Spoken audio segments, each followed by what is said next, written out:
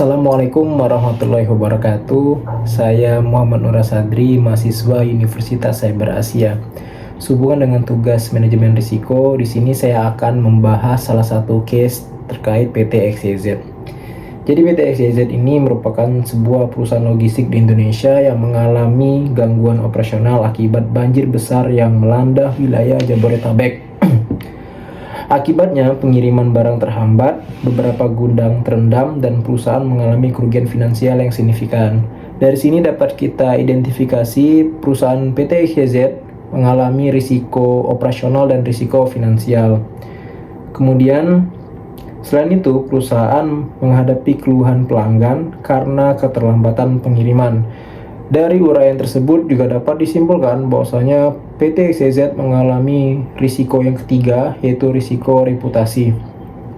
Dari uraian tersebut dapat diidentifikasi setidaknya terdapat 3 risiko yang dialami oleh PT XYZ: risiko operasional, risiko finansial, dan risiko reputasi.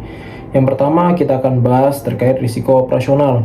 Risiko operasional ini dapat berupa kerusakan aset logistik, di mana gudang yang terendam air tidak hanya merusak barang di dalamnya, tetapi juga menyebabkan kerugian pada infrastruktur gudang, sistem pendingin, dan perangkat elektronik untuk manajemen inventory. Salah satu contoh nyatanya, pada tahun 2011, banjir besar di Bangkok, Thailand, mengakibatkan kerusakan pada gudang perusahaan logistik global seperti DHL. Kerusakan aset logistik menyebabkan gangguan distribusi selama berminggu-minggu. Selain itu, risiko operasional juga dapat berupa gangguan pengiriman, di mana akses jalan yang tergenang air membuat kendaraan logistik tidak dapat mencapai tujuan tepat waktu. Hal ini sangat berdampak pada pelanggan bisnis to bisnis yang membutuhkan pengiriman dalam skala besar. Salah satu contoh nyatanya, berdasarkan situs Detik Finance, selama banjir Jakarta 2020, perusahaan logistik seperti JNE dan JNT menunda pengiriman barang karena terdapat beberapa lokasi yang tidak bisa ditembus oleh kurir. Kemudian risiko yang kedua, risiko finansial, di mana dapat mencakup barang yang rusak, biaya perbaikan fasilitas, serta kehilangan pendapatan akibat gangguan operasional dan kompensasi kepada pelanggan. Salah satu contoh nyatanya pada tahun 2020 dikutip dari situs CNBC Indonesia, Asosiasi Logistik Indonesia, yaitu Zaldi Ilham Masita, menyebutkan bahwa kerugian yang diderita akibat banjir bisa mencapai 40-50 miliar per hari, mulai dari bisnis kurir hingga pengiriman logistik besar di pelabuhan seperti Tanjung Priok. Kemudian biaya operasional juga dapat bertambah, di mana PT XYZ harus mengeluarkan biaya besar untuk langkah mitigasi darurat, seperti menyewa gedung sementara atau mencari kendaraan alternatif. Kemudian risiko yang ketiga, yaitu risiko reputasi. Ketidakpuasan pelanggan di dalam era digital ini dapat dengan cepat menyebar di media sosial dan merusak reputasi atau nama baik yang telah dibangun PT XYZ selama ini. Salah satu contoh nyatanya, ketika banjir Jakarta terjadi, sejumlah pelanggan mengkritik penyedia layanan logistik di platform seperti Twitter karena kurangnya transparansi terkait penundaan pengiriman. Hal tersebut dapat mengakibatkan hilangnya kepercayaan pelanggan kepada perusahaan, di mana pelanggan bisnis to bisnis yang mengandalkan PT XYZ untuk pengiriman barang secara besar-besaran dapat memilih dan beralih ke penyedia layanan lain yang lebih dapat diandalkan. Ya, dari ketiga risiko tersebut memiliki dampak yang bersangkutan dengan keberlanjutan bisnis. Yang pertama, potensi pengurangan kapasitas operasional. Kerusakan infrastruktur dapat memaksa perusahaan untuk mengurangi kapasitas operasional, yang pada akhirnya tentu akan memengaruhi profitabilitas jangka panjang. Kemudian yang kedua, kerugian finansial yang berlanjut, di mana ketidakmampuan untuk segera memulihkan operasional dapat menguras dana perusahaan, memperburuk kondisi keuangan, dan memengaruhi keberlanjutan bisnis. Kemudian, erosi kepercayaan pasar. Ketidakpuasan pelanggan dapat menurunkan kepercayaan pasar, terutama dalam industri logistik yang sangat kompetitif.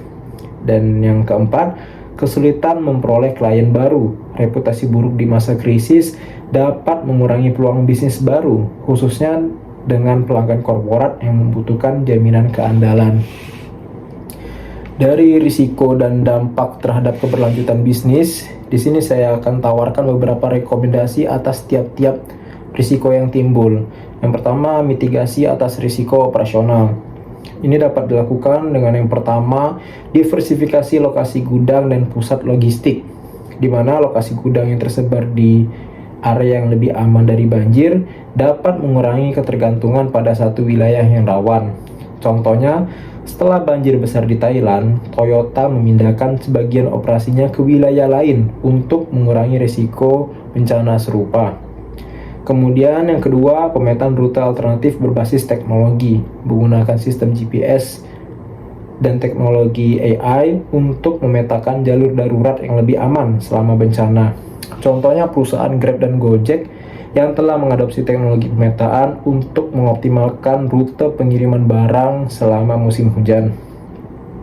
Kemudian mitigasi yang ketiga dapat dilakukan dengan menggunakan fasilitas dan sistem tahan banjir, membangun gudang dengan sistem drainase yang baik, elevasi yang lebih tinggi, dan peralatan yang tahan air. Contohnya gudang di Amazon di wilayah rawan menggunakan desain modular tahan air untuk mengurangi kerusakan. Kemudian mitigasi yang kedua adalah mitigasi terkait dengan risiko finansial. Ini dapat dilakukan dengan membeli asuransi, mengasuransikan bencana dengan cakupan komprehensif. PT XYZ harus mengasuransikan aset logistik termasuk kendaraan, gudang, dan barang dalam pengiriman. Contohnya, perusahaan logistik FedEx mengasuransikan operasi di wilayah yang sering terkena bencana alam. Selain itu, perusahaan juga harus mempertimbangkan dana cadangan darurat, di mana menyisihkan sebagian keuntungan untuk mendukung pemulihan yang cepat dari dampak bencana.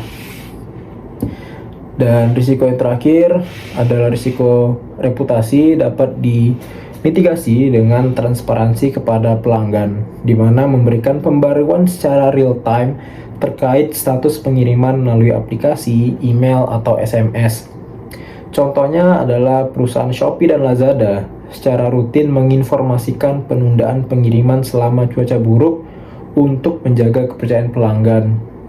Selain itu, juga dapat dimitigasi dengan pemberian kompensasi dan dukungan kepada pelanggan, memberikan kompensasi berupa pengembalian uang atau diskon pada pengiriman berikutnya kepada pelanggan yang terdampak.